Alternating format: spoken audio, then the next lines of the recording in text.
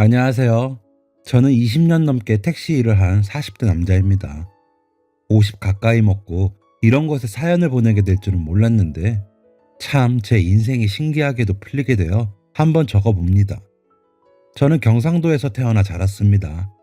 가정 형편은 그냥 남들만큼 살았던 것 같고 환경도 남들만큼 보통이었습니다.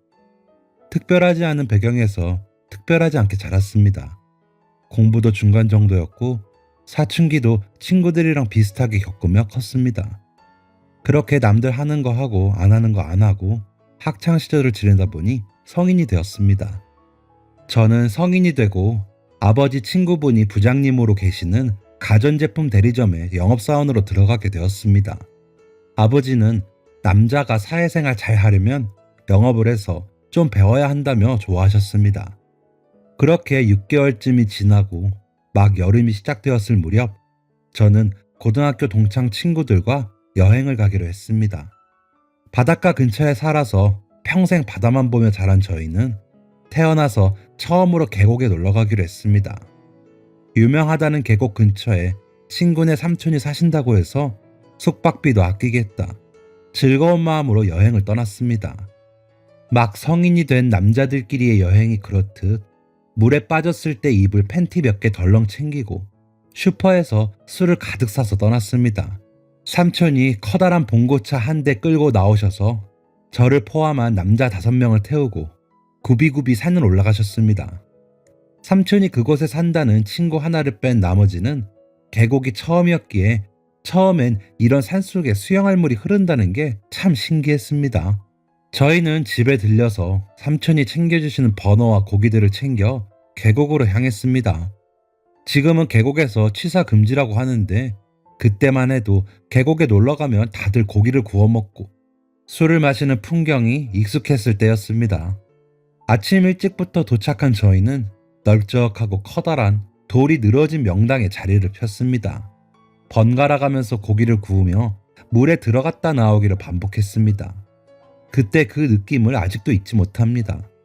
차갑고 잔잔하게 흐르는 물이며 바다랑 달리 모래가 없고 바닥이 온통 자갈이었고 갑자기 깊어졌다 낮아졌다를 반복해서 다리랑 발은 온통 상처 투성이가 되었습니다. 그런데도 너무 재미있었습니다.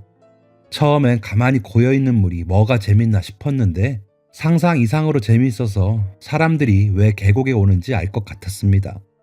실제로 그때가 오후가 되기 전이었는데도 이미 사람이 꽤 많았습니다. 가족이며 커플이며 저희처럼 단체로 온 사람도 많았습니다. 계곡은 아주 커다란 계단처럼 층이 있었는데 저 위에까지 사람이 보였습니다. 그렇게 1시간쯤 놀았을 무렵이었습니다. 제가 계곡에 감탄해서 혼자 이곳저곳을 다니며 놀고 있던 사이 친구들은 이미 얼큰하게 취해 있었습니다. 20살의 패기로 주량도 모르는 술을 부어댔을 때라 다들 뻗어서 누워있거나 눈도 제대로 못 뜨고 있었습니다. 그때였습니다. 저 위에서부터 짧은 비명소리가 울리더니 그 소리는 점점 가까워졌습니다. 비명을 지르는 사람이 한둘이 아니었습니다. 바위에 앉아 잠깐 쉬고 있다가 소리가 나는 쪽으로 올려다보니 사람들이 다 어느 곳을 가리키며 발을 동동 구르고 소리를 지르고 있었습니다. 사람들의 시선은 점점 아래로 향했습니다. 그 시선을 따라가 보니 어떤 여자가 물속에서 허우적거리며 계곡 물살에 떠내려오고 있었습니다. 이미 내려오면서 어디를 부딪힌 모양인지 얼굴이 벌게 보였습니다. 무슨 생각이었는지 저는 바로 물속으로 뛰어들었습니다. 이쪽으로 떠내려온 여자를 향해 빠르게 헤엄쳤고 떠내려오는 여자를 낚아채서 건져 올렸습니다. 몇십 미터를 떠내려왔는지 여자는 정신을 잃고 쓰러져 있었습니다. 저는 너무 긴장했던 탓인지 숨이 가빠왔습니다. 갑자기 머리가 핑 도는 어지러움을 느꼈습니다. 저 멀리서 여자의 친구들로 보이는 여자들 2~3명이 달려오는 모습이 보였고 저는 곧바로 정신을 잃었습니다. 정신을 차려보니 저는 병원에 있었습니다. 그땐 병원에 그렇게 누워있던 게 처음이라 잘 몰랐는데 나중에 알고 보니 중환자실에 있던 거였습니다. 왼쪽 눈이 무언가에 가려진 듯 잘 보이지 않았습니다. 제가 움직이는 것을 알아챈 간호사가 급하게 나가더니 누군가를 불러왔고 처음 보는 아줌마와 친구네 삼촌이었습니다. 처음 보는 아줌마는 눈물을 쏟으시며 제게 자꾸 괜찮냐고 물어보셨습니다. 붕대 때문인지 뭔지 입이 움직이질 않아 말을 할 수가 없었습니다. 삼촌은 안도의 한숨을 쉬시더니 어딘가로 전화를 거셨습니다. 저는 그날 밤 일반 병실로 옮겨졌습니다. 의사 선생님은 젊어서 다행이라며 금방 태어날 수 있을 걸 아셨습니다. 새벽쯤에 저희 엄마가 급하게 병원으로 오셨습니다. 그제서야 긴장이 풀린 저는 다시 잠들었고 또 다음날 깨어났습니다. 그리고 그때 제 모습을 정확히 볼 수 있었습니다. 제 얼굴은 만신창이가 되어 있었습니다. 턱이며 이마며 거의 눈, 코, 입 빼고는 붕대로 가려져 있었습니다. 엄마는 제가 여자를 구하러 물속에 들어갔을 때 뾰족한 돌인지 나무에 얼굴이 다 찢어졌다며 이마며 턱이며 합해서 100반을 가까이는 꼬맸다고 하셨습니다. 천만 다행인 건지 눈은 멀쩡했습니다. 평소 외모에 관심이 있었던 건 아니지만 얼굴이 다쳤다니 마음이 착잡하지 않다면 거짓말이었을 겁니다. 그래도 엄마가 너무 걱정을 하셔서 일부러 괜찮은 척을 했던 것 같습니다. 중환자실에서 처음 봤던 아주머니는 매일 저를 찾아왔습니다. 올 때마다 과일이며 빵이며 음료수며 뭘 이것저것 사오면서 계속 엄마께 죄송하다고 했고 저한테 미안하다고 했습니다. 알고 보니 물에 빠진 여자의 어머니였습니다. 그 여자애는 괜찮대요. 얼굴에 붕대를 칭칭 감은 채 아무렇지 않게 던진 제 질문에 아주머니는 그제서야 조금 웃으셨습니다. 아니, 지금 생각해보니 살짝 눈물이 맺히신 것 같기도 하네요. 덕분에 너무 괜찮아요. 다리에 긁힌 상처 몇 개 말고는 아주 멀쩡해요. 덕분이야. 정말 고마워요, 용석씨. 다행이네요. 진심으로 다행이라고 생각했습니다. 제가 이렇게 다치면서 구해줬는데 안 괜찮다면 허탈했을 것 같았습니다. 저는 일주일 정도 후에 퇴원을 할 수 있었습니다. 퇴원하는 날 처음으로 붕대를 푼 제 모습을 봤는데 조금 충격적이긴 했습니다. 얼굴 바깥쪽으로부터 이마부터 광대까지 쭉 찢어진 흉터가 하나, 턱에 가로로 길게 찢어진 흉터가 하나, 그 밖에 자잘하게 찢어져 두세 반을 꼬맨 자국들이 여러 개 있었습니다. 바다 수영에만 익숙해서 아무 생각 없이 다이빙을 한 제 잘못이었습니다. 그 아주머니는 제가 퇴원하는 날까지 절 찾아왔습니다. 병원비는 저희가 다 해결했어요. 정말 죄송합니다. 추후에 발생하는 치료비도 다 저희가 해결할게요. 보상이 더 필요하시다면 편하게 말씀하셔도 돼요. 저희 딸 목숨을 살려주셨는데 뭐든 해드릴 수 있습니다. 아주머니는 계속 허리를 굽혀 죄송한 마음을 표현하셨습니다. 그런데 전부터 느꼈지만 아주머니의 행색이 그리 좋아 보이진 않았습니다. 그러니까 쉽게 말해 형편이 좋지 않아 보이셨습니다. 어머니도 저처럼 느끼셨는지 아주머니의 제안을 거절하셨습니다. 괜찮아요. 사내놈 얼굴이 뭐가 중요하겠어요. 병원비 내주신 것만으로도 감사하죠. 정말 괜찮으니까 그만 사과하세요. 정말 괜찮으세요? 이러시면 제 마음이 불편한데. 학생, 정말 괜찮아요? 네, 괜찮습니다. 해야 할 일을 했을 뿐인데요, 뭐. 아주머니는 결국 참았던 눈물을 보이셨습니다. 정말 감사하다며 나중에라도 꼭 이 은혜 갚겠다고 하셨습니다. 그렇게 인사를 나누고 저는 집으로 돌아왔습니다. 그때만 해도 저는 몰랐습니다. 이 흉터가 제 인생을 꼬일 대로 꼬이게 할 줄은. 저는 이틀 정도 집에서 휴식을 취하고 출근을 했습니다. 제 상황을 미리 아버지께 전달받은 부장님은 생각보다 제 얼굴이 심각했는지 흠칫 놀라셨습니다. 그리고 약간 곤란한 표정으로 고민을 하시더니 가서 일을 하라고 했습니다. 저는 아직 막내 영업사원이라 매장에 오는 손님들에게 필요한 걸 여쭤보고 다른 손님들에게 연결시켜주는 정도와 문 앞에서 인사하는 정도의 일을 하고 있었습니다. 그런데 그날따라 묘하게 손님들이 저를 피하는 느낌이 들었습니다. 매장에 들어온 손님한테 제가 인사를 하면 눈치를 보며 고개만 끄덕이고 다른 곳으로 가거나 제품을 둘러보고 있는 어르신께 다가갔는데 어르신께서 인상을 쓰기도 했습니다. 결국 그날 오후 부장님이 저를 따로 부르셨습니다. 용서가, 내가 네 아비 친구이고 너 정말 내 아들처럼 생각하는 거 알지? 네 아저씨, 아니 부장님. 근데 이게 참 나도 어찌 못할 것 같다. 뭐가요? 그 상처가 오늘 하루만 손님 몇 명이 얘기하더라고. 차장님도 이건 안 되겠다 하시고.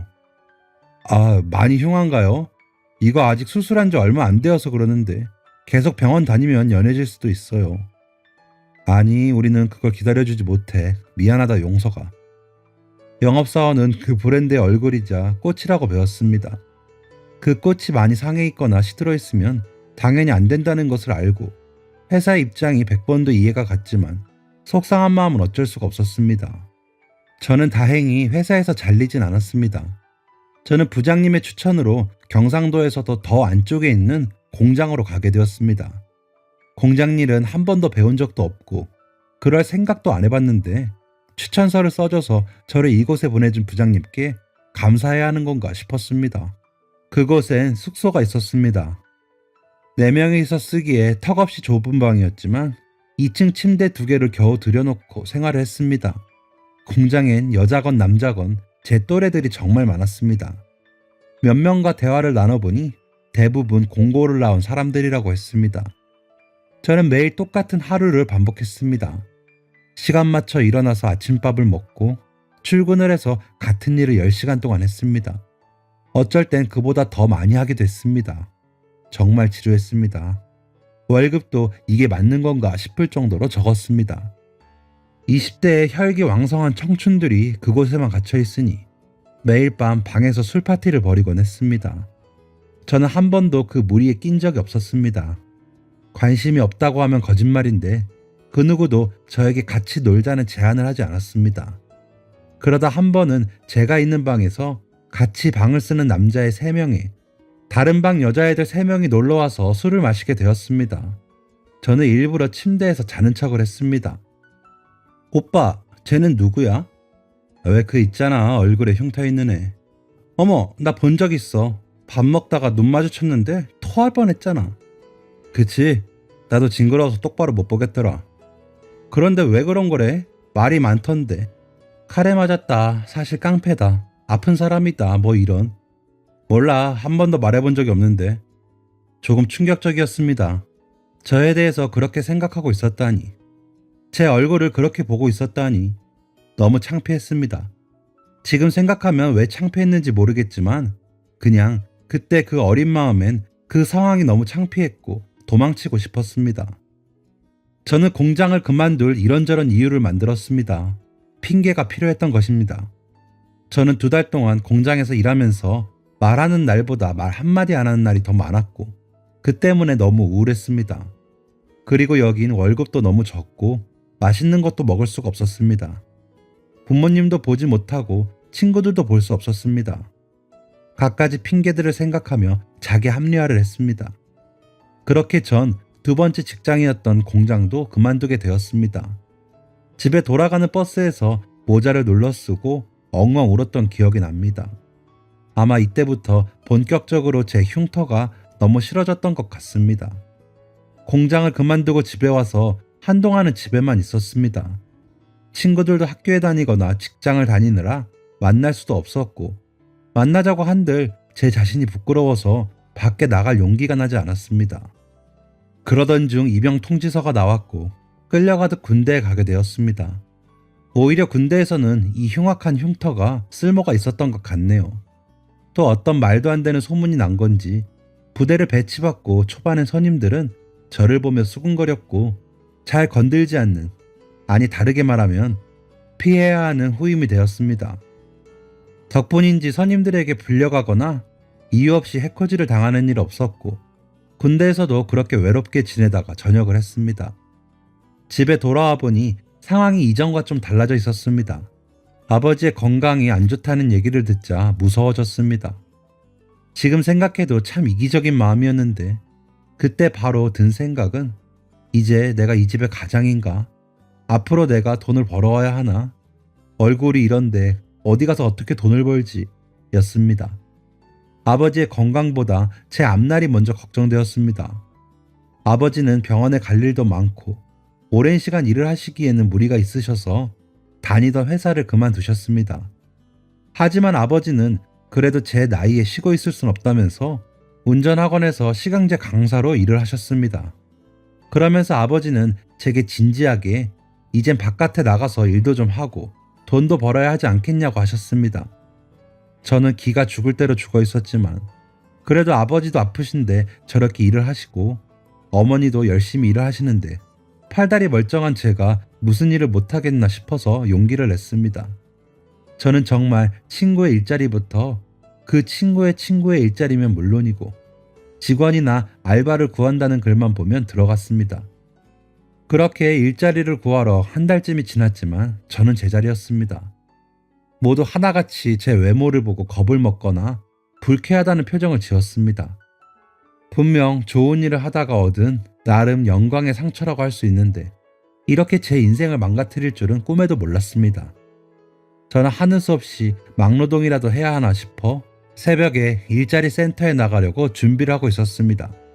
준비를 마치고 막 나가려는데 아버지께서 다가오셨습니다. 너 운전이나 배워라. 네? 운전이요? 저 운전할 줄 모르는데요. 그러니까 배우라고. 왜요? 너 첫째 큰아버지 택시 하시는 거 알지? 택시가 괜찮을 것 같아. 손님이랑 딱히 얼굴 마주하지 않아도 되고 그럼 너도 편할 거 아니냐. 아버지 말씀이 일리가 있었습니다.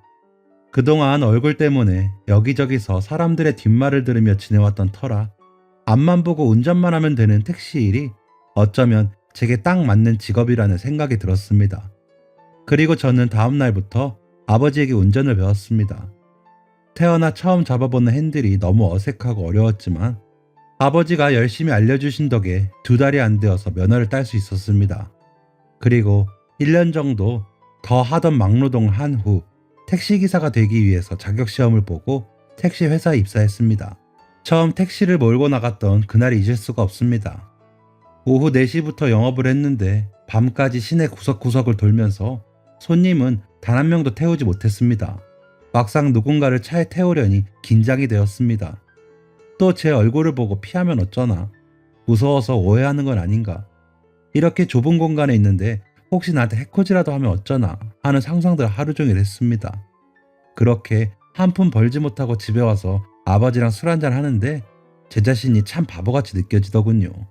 할만해? 뭐 그냥 그래요. 용서가, 뭐든 견디는 거야. 누구나 다 그런 거야. 누구나 다 하고 싶은 일, 좋아하는 일 하면서 살지는 않아. 다 견디다 보면 좋은 날도 있고 웃는 날도 있고 그런 거야. 너는 내 아들 용석이니까 잘할 거라 믿는다. 아무것도 없는 저에 대한 그 믿음이 결코 무겁게 느껴지지 않았습니다. 당연한 것이고 별거 아닌 것인데 그 믿음에 부응하지 못하는 제가 너무 한심하고 어리석게 느껴졌습니다. 저는 다음 날 용기를 내어서 첫 손님을 태웠습니다. 처음 탄 손님은 정장을 입은 남자 손님이었고 출근 시간에 늦었는지 서두르는 모습이었습니다.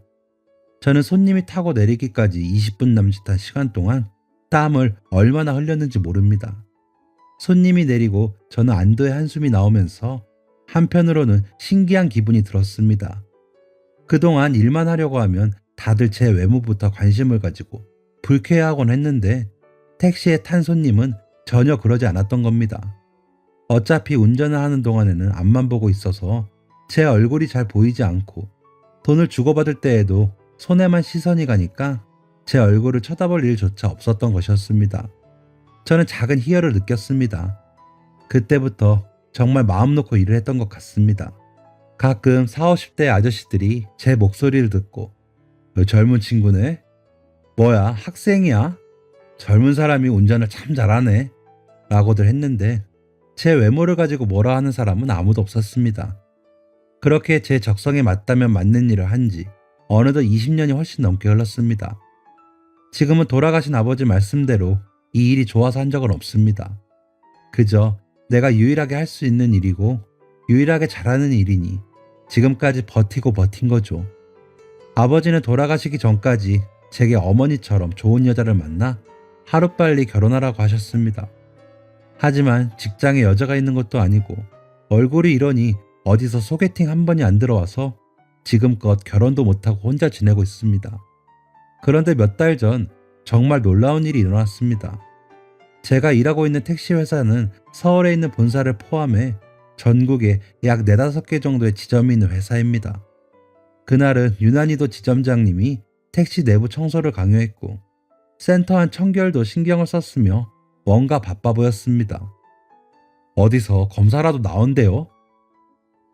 서울에서 검사는 아니고 그냥 들린댄다. 말이 그냥 들리는 거지 잘하고 있나 검사하러 나오는 거 아니겠어? 서울에서요? 별일이네. 그러게나 말이다. 내년이 정년인데 뭐 책 잡히는 건 아닌지. 어휴, 벌써 시간이 이렇게 됐네. 오늘도 고생이 최씨. 제가 이 회사로 온 지 7년이 되어 가는데 본사에서 온다는 건 처음 봤습니다.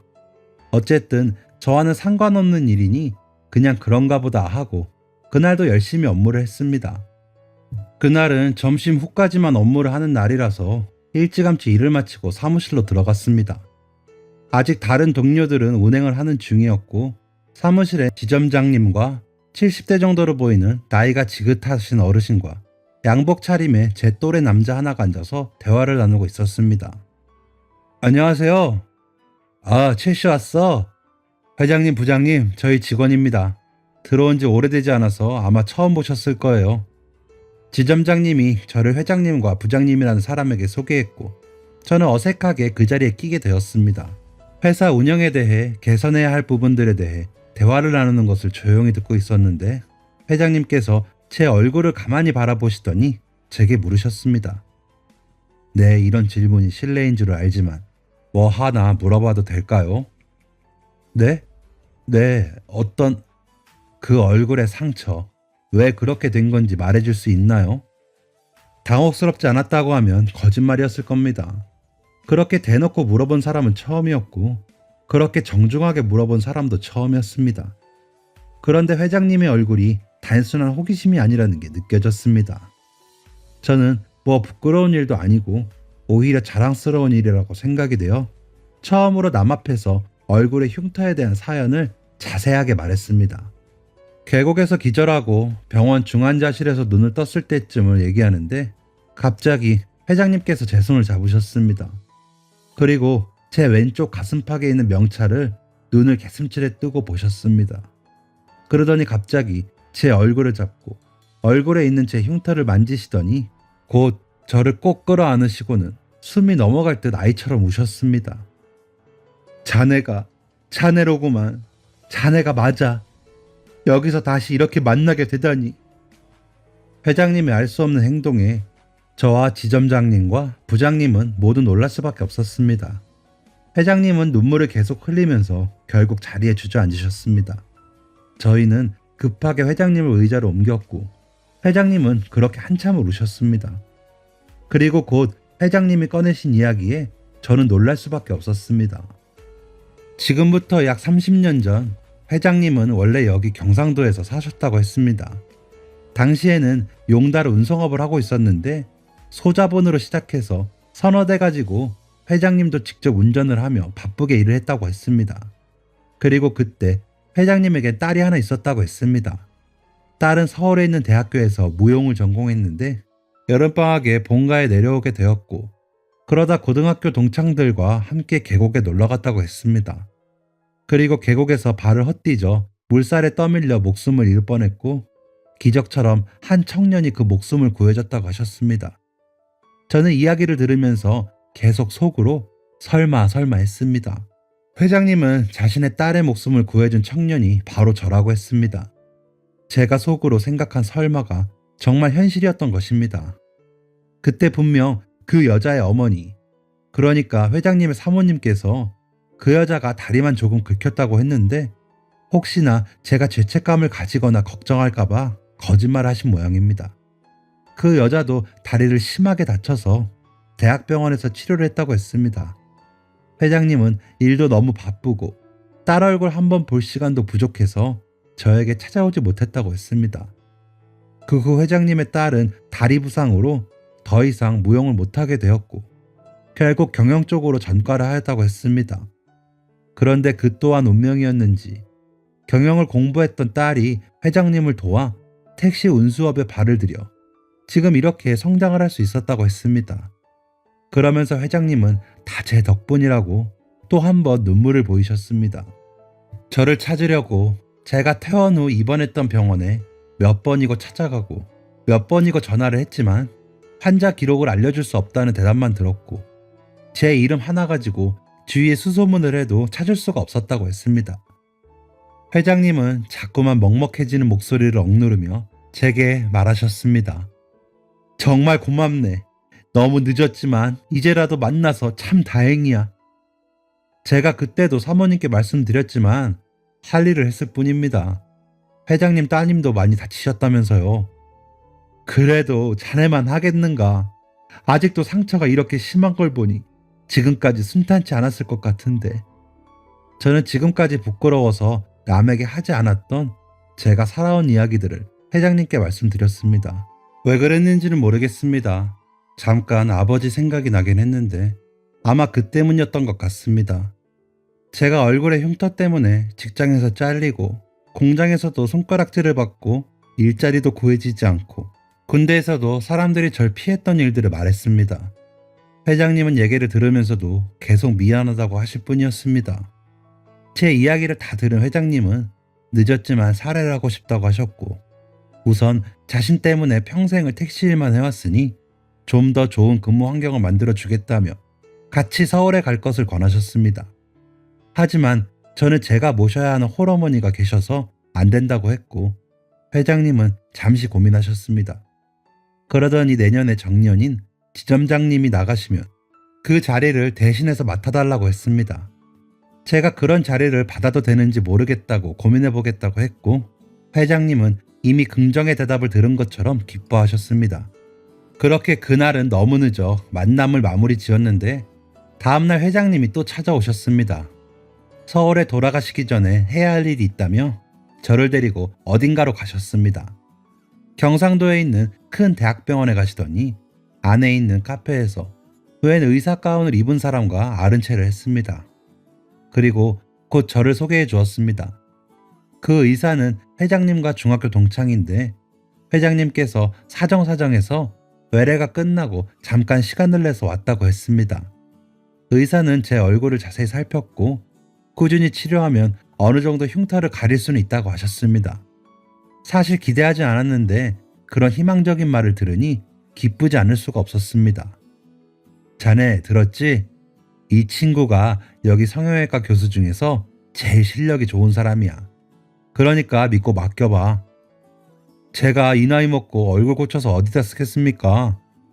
그냥 내 소원이네. 자네 하루라도 제대로 된 원래 자네 얼굴로 사라졌으면 좋겠어. 괜찮습니다, 회장님. 평생 이렇게 산걸요. 그리고 저 치료할 돈도 없습니다. 그건 걱정하지 말게나. 내가 다 알아서 할 테니. 솔직히 마음이 흔들렸습니다. 원래 제 얼굴이라. 흉터가 없는 제 얼굴은 어떨지 상상이 되지 않았습니다. 제가 고민하자 앞에 앉아있던 의사도 저를 설득했습니다. 나이 먹고 흉터 치료하는 사람들 많아요. 팔이며 얼굴이며 엉덩이 흉터도 보기 싫다고 치료하는데 얼굴은 오죽하겠어요. 저 흉터만 몇천 개를 치료했습니다. 믿고 맡겨주세요. 저는 잠시 고민을 하고 고개를 끄덕였습니다. 회장님은 정말 기뻐하셨습니다. 그리고 곧 비행기 시간이 다 되었다며 급히 자리에서 일어나셨습니다.